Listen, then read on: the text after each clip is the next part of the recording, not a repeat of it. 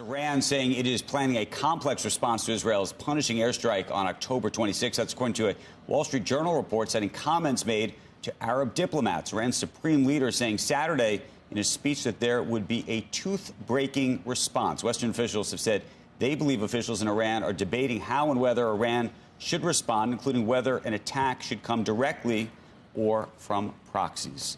To discuss this and so much more ahead of the presidential election and how that may impact all of this, Council on Foreign Relations President Michael Froman, good morning to you.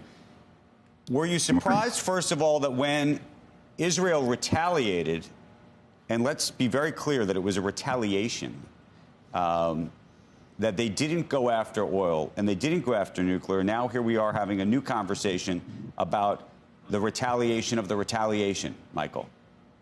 Well, there does seem to be a tit for tat going on here, and Israel did respond in a fairly moderate way, attacking just military targets. But they were things like air defense around oil infrastructure, making clear to the Iranians that they are pretty much defenseless against future Israeli attacks if Israel chooses to escalate it further. I think what's happening in Iran right now is that there's a debate going on, including by the Revolutionary Guard, as to what defense and deterrence Iran has left. Usually they rely on their proxies. Hamas has been destroyed as a military capability. Hezbollah has been seriously degraded. We don't know exactly how much. And the missiles from Iran sent to Israel have had difficulty penetrating Israel's defenses. So if you don't have proxies, you don't have missiles, the question is, do you finally go to the third leg of their deterrence stool, which is the nuclear capability, which so far they have not done. They've made a lot of progress since the U.S. pulled out of the Iran agreement. And now the question is whether that will go forward. Okay, so Michael, now what I want you to do is layer the presidential election on top of this, which is to say, how does the outcome of this election, even between Wednesday and September, January, either you could say January 6th or go to January 20th, matter in this situation?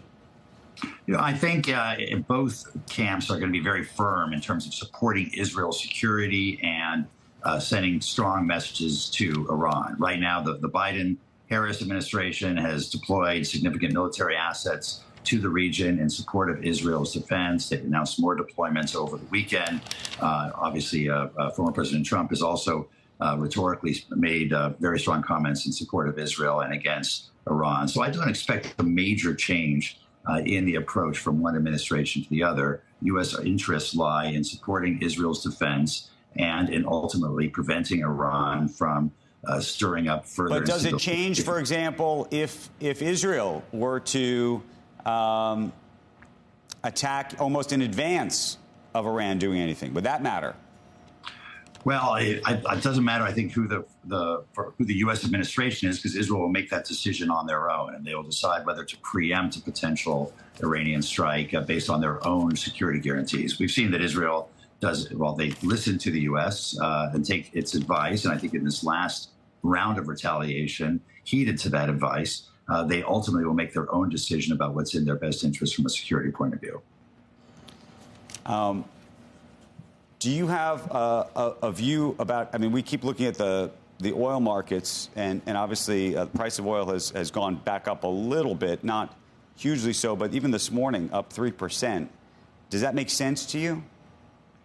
Given all the instability in the region, you would have expected more of a reaction of the oil markets, but it just shows what kind of fundamental supply and demand weakness there is elsewhere, including weakness in China. That is really the more fundamental issue, and the fact that there's a lot of excess capacity in Saudi Arabia, the United States, and elsewhere that could fill the gap if Iranian oil were to be taken off the market.